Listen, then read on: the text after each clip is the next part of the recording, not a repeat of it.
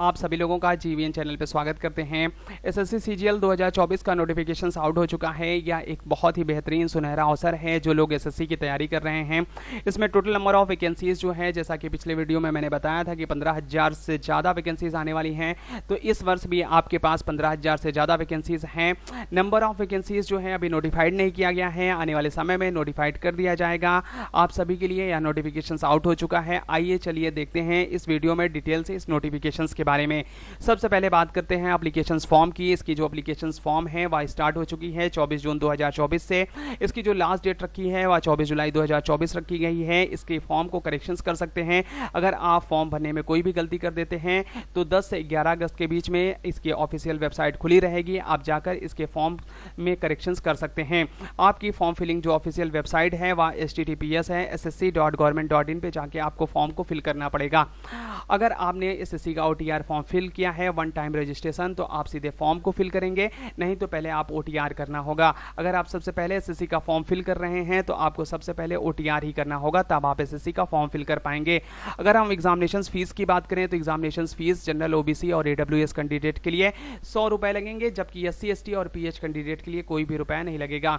अगर बात करें फीमेल्स कैंडिडेट की तो ऑल कैटेगरीज फीमेल, यानी चाहे वह जनरल कैटेगरीज की हो, चाहे वह किसी कैटेगरी एससी, एसटी या ओबीसी में आती हो, सभी फीमेल्स के लिए, सभी लड़कियों के लिए कोई भी पैसा नहीं लगेगा। इसकी जो करेक्शंस की बात है, करेक्शंस में आपको फर्स्ट टाइम अगर आप करेक्शंस करते हैं तो 200 रुपए, अगर सेकंड टाइम करेक्शंस करते हैं आपको 500 रुपए देने होंगे। और यह जो पेमेंट है, आपको payment debit card, credit card और नेट बैंकिंग के थ्रू आप किसी भी यूपीआई के माध्यम से भी फॉर्म को फिल कर सकते हैं, यानी इसका एग्जामिनेशन फीस पेमेंट कर सकते हैं।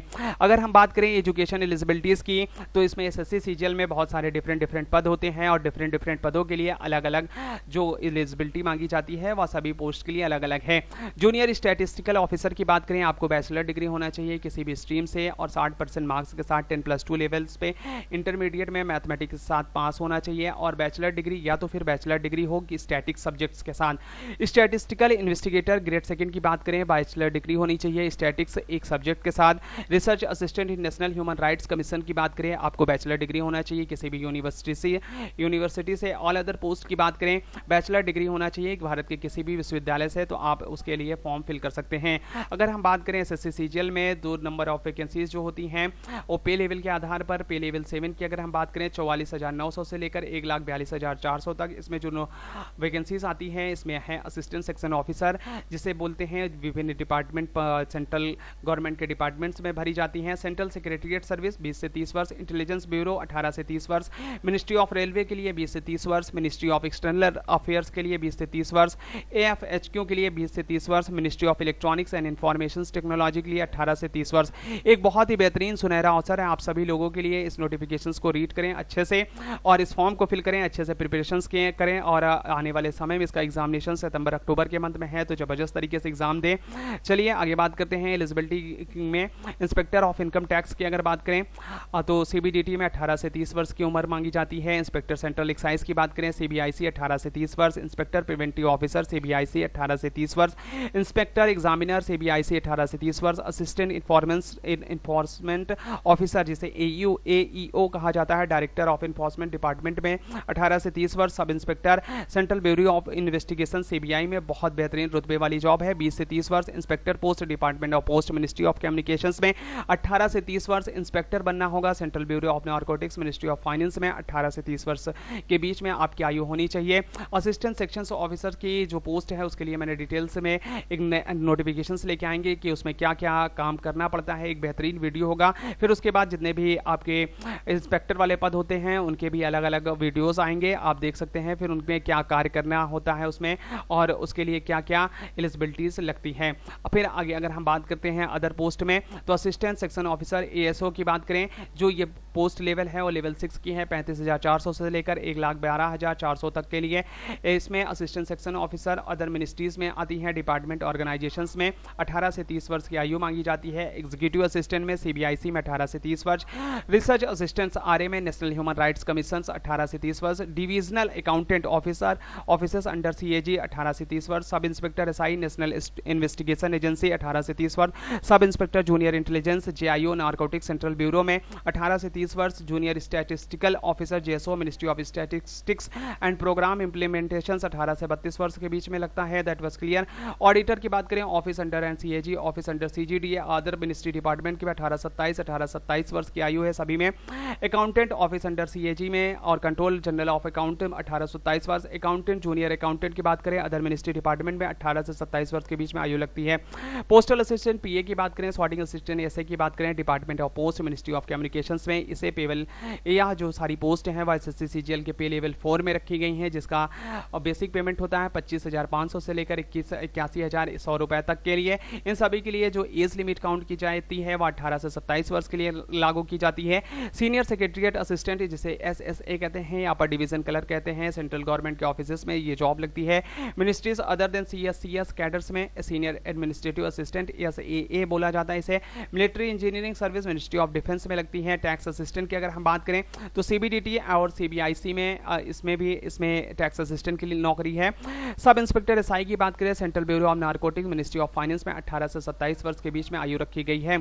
हम बात करें एसएससी सीजीएल में जो मैक्सिमम पोस्ट है वह 21 से 30 वर्ष यानी 18 से 30 वर्ष या 21 से 30 वर्ष या 20 से 30 वर्ष के लिए रखी गई है, और कुछ पोस्ट को 18 से 27 वर्ष के लिए भी रखा गया है। आपको एज रिलैक्सेशन से मिलेगा। ओबीसी नॉन क्रीमिलियर के लिए 3 वर्ष की छूट मिलेगी, जबकि एससी और एसटी अगर कैंडिडेट हैं आप तो आपको 5 वर्ष की छूट दी जाएगी।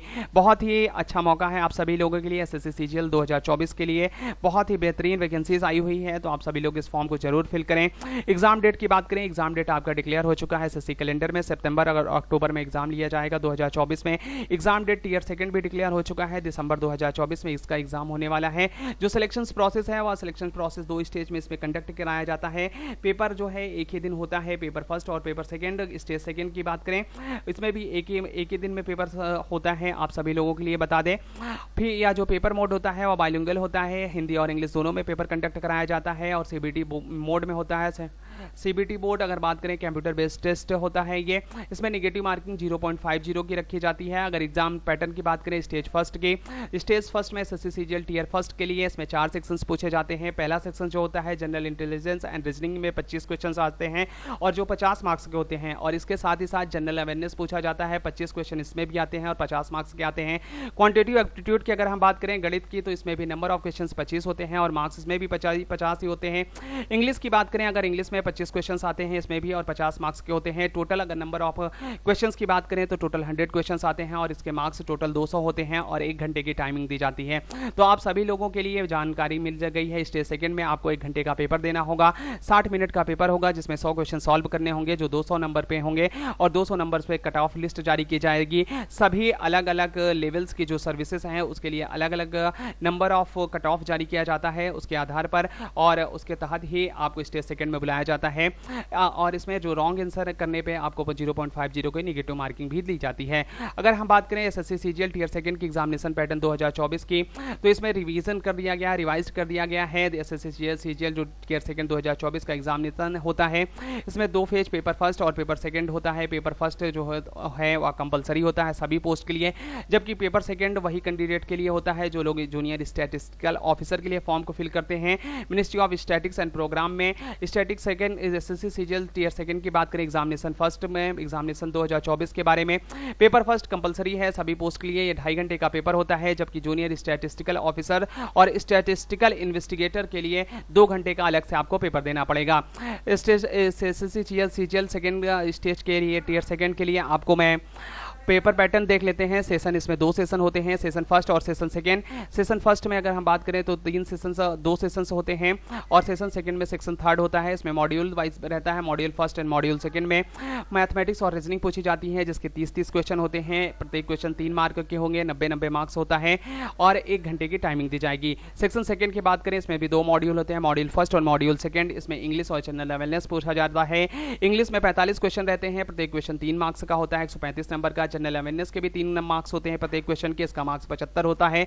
इसमें भी 1 घंटे की टाइमिंग दी जाती है। सेक्शन थर्ड जो होता है वह क्वालिफाइंग इन नेचर होता है। कंप्यूटर नॉलेज टेस्ट लिया जाता है, 20 क्वेश्चन होता है, 60 मार्क्स का क्वालिफाइंग होता है।